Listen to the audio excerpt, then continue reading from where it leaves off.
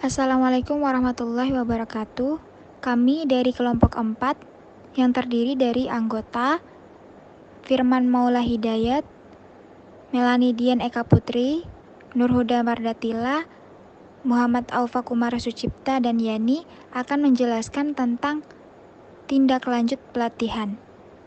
Yang pertama akan dijelaskan oleh saudara Firman Maula, yaitu tentang pengertian tindak lanjut pelatihan. Baik, yang pertama saya akan menjelaskan tentang pengertian tindak lanjut. Yang pertama, menurut Hirotugiman, bahwa tindak lanjut didefinisikan sebagai suatu proses untuk menentukan kecukupan, keefektifan, dan ketetapan waktu dari berbagai tindakan yang dilakukan oleh manajemen terhadap berbagai temuan pemeriksaan audit yang dilaporkan. Yang kedua yaitu menurut Kusuma, bahwa tindak lanjut diartikan sebagai langkah-langkah yang harus diambil oleh auditor setelah laporan audit diserahkan kepada audit. Kemudian yang ketiga, menurut Akmal, tindak lanjut didefinisikan sebagai suatu proses untuk menentukan kecukupan, keefektifan, dan ketetapan waktu di tindakan-tindakan koreksi yang dilakukan oleh manajemen terhadap rekomendasi dari temuan pemeriksaan yang dilaporkan.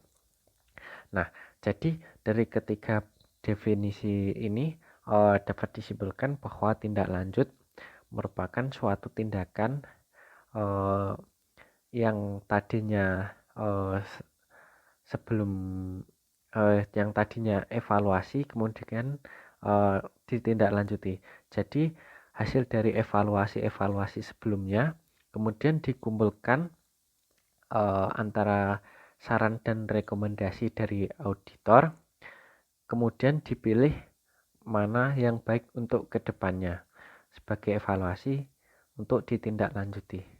Mungkin seperti itu. Selanjutnya, tujuan tindak lanjut pelatihan.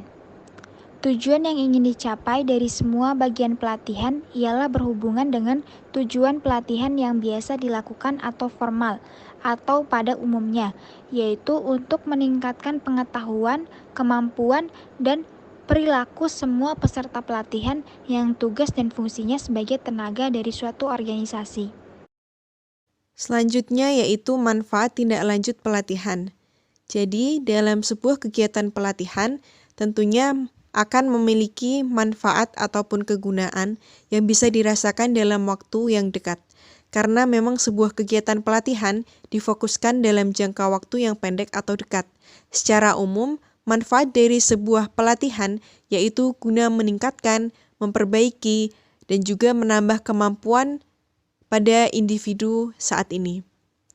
Jadi, berangkat dari teori di atas, kami mengutarakan bahwasanya manfaat tindak lanjut dalam sebuah kegiatan pelatihan, yaitu yang pertama untuk memperdalam apa yang telah diperoleh pasca sebuah kegiatan pelatihan dilaksanakan. Dan yang kedua yaitu mempraktekkan ilmu yang diperoleh guna menjadikan individu tersebut memiliki dikdaya sesuai dengan kemampuannya. Baik, selanjutnya ada faktor-faktor yang mempengaruhi tindak lanjut pelatihan. Terdapat beberapa faktor. Yang pertama ada perencanaan. Seorang auditor harus memprioritaskan kegiatan yang akan dilakukan atas rekomendasi yang sudah ia keluarkan. Dalam prioritasnya juga harus mempertimbangkan berbagai strategi secara keseluruhan. Lalu yang kedua ada faktor pengelolaan waktu. Ada beberapa hal yang akan dicakup dalam pelatihan, yaitu tetap mengacu pada alokasi waktu yang sudah ditentukan. Yang pertama, dimulai dan diakhiri dengan tepat waktu. Yang kedua, memberi informasi penting terkait topik atau tema kepada peserta pelatihan. Yang ketiga, dapat mengetahui cara menyelesaikan diskusi dengan baik. Dan yang terakhir, dapat mengetahui bagaimana cara menggunakan alat bantu saat diskusi. Di sini saya akan memberi beberapa tips untuk mengelola waktu secara efektif saat memulai pelatihan. Yang pertama, auditor memiliki hak untuk menyelesaikan atau melanjutkan ke tahap selanjutnya. Yang kedua, setiap peserta didik mempunyai kesempatan untuk berpendapat atau berbicara. Lalu, yang ketiga, mencatat hal-hal yang penting atau yang perlu dicatat. untuk bahan evaluasi, dan yang terakhir meminta peserta pelatihan untuk tetap fokus. Lalu ada faktor penggunaan alat dalam pelatihan. Auditor harus mempersiapkan atau memeriksa kembali semua peralatan yang akan dibutuhkan sebelum memulai pelatihan. Lalu ada faktor penguatan atau pengetahuan materi pelatihan. Yang pertama, memberitahu kepada peserta dalam menjawab pertanyaan yang akan dibahas. Yang kedua, mengacu pada salah satu poin atau keterampilan yang sudah dipelajari di diskusi sebelumnya, di mana materi tersebut dapat mendukung atau membantu pada saat pembahasan yang sedang berlangsung.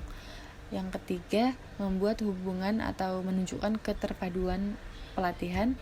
Yang terakhir, auditor harus terlihat kompeten atau menguasai materi. Faktor selanjutnya ada pembiayaan. Keberhasilan suatu kegiatan pelatihan juga ditentukan oleh seberapa besar pembiayaan yang dianggarkan dalam perencanaan atau penyelenggaraan suatu pelatihan. Nah, pengelolaan biaya dalam kegiatan pelatihan harus dilaksanakan dengan teliti dan baik, mulai dari menyusun penggunaan, anggaran, sampai tahap pertanggungjawaban sesuai dengan kesepakatan yang sudah disetujui. Yang terakhir ada faktor tim pengajar dalam pelatihan. Di sini tim dapat bekerja sama untuk memfasilitasi suatu kegiatan pelatihan, lalu berdiskusi dan merencanakan sebelum pelatihan itu dimulai, yaitu mengenai pembagian peran, misalnya sebagai fasilitator atau sebagai pelatih atau sebagai manajer. Baik, selanjutnya kita akan membahas terkait pelaksanaan penyusunan tindak lanjut pelatihan. Dalam pelaksanaan tindak lanjut pelatihan terdapat proses penyusunan. Dalam proses penyusunan ini, dalam pelaksanaan tindak lanjut pelatihan diawali dengan melakukan penilaian terhadap hasil pelatihan yang telah dilaksanakan. Hal ini tentunya bertujuan untuk melihat apakah pelatihan tersebut sudah efektif, bahkan apakah sudah efisien dalam pelaksanaannya begitu. Selanjutnya, penyusunan rumus masalah yang pada umumnya menyangkut perihal apa, bagaimana, siapa, dan kapan terkait dengan hasil implementasi pelatihan. Nah, hal ini tentu nanti berkaitan dengan evaluasi begitu. Apakah dari setiap beberapa hal tadi sudah cukup efektif dan efisien untuk dilakukan tindak lanjut begitu. Selanjutnya, seluruh pihak dalam tindak lanjut pelatihan, baik panitia kegiatan, pimpinan lembaga, bahkan termasuk seluruh peserta harus ikut andil dalam kegiatan agar hasil yang diperoleh maksimal untuk setiap kompetensi yang ingin dicapai selama pelatihan. Hal ini tidak terlepas dari kontribusi semua pihak, karena jika hanya salah satu saja yang bergerak ataupun memiliki inisiatif, maka sulit untuk memaksimalkan apa yang sudah dilaksanakan begitu. Mungkin pembahasan saya cukup di sini, dan untuk kesimpulan nanti dijelaskan oleh rekan saya yang lainnya. Terima kasih. Selanjutnya yaitu kesimpulan.